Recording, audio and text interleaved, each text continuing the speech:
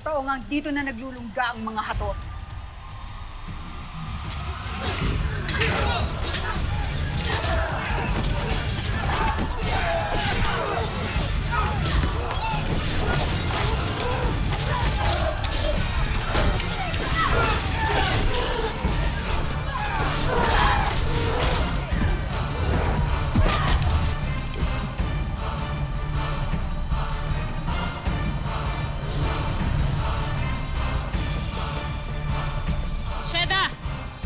Iwan niyo na muna kami magkakapatid.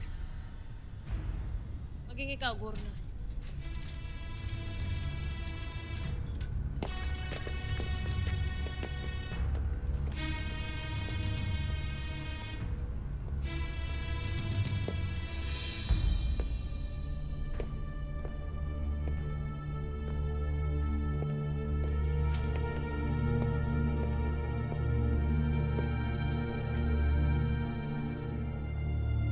Ngayon, Perena.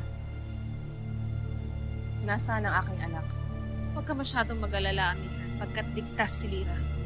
Ngunit hindi ko siya maaaring ibigay sa'yo hanggat hindi mo ipinagkakaloob sa akin ang iyong brilyante.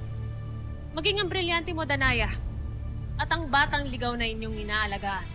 Sinasabi na nga ba, Perena, mahihingin kang kapalit. Hanggang ngayon, hindi ka pa rin nagbabago. Tuso ka pa rin. Hindi lang puso, kundi wala pa rin pusong kapalit.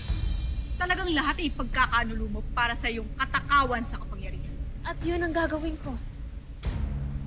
Kahit papaslangin ko si Lyra. Sheda, di ni Luna.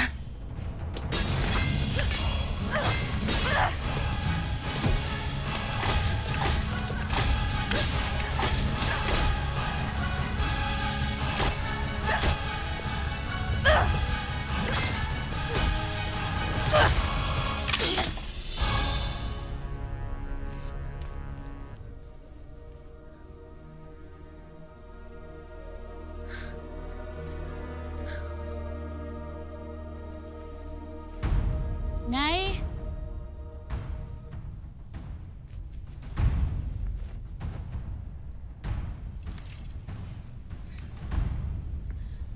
Kagaya ng dati, pinagtutulungan niyo pa rin ako.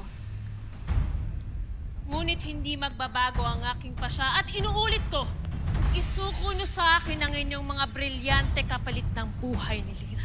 Pasniya!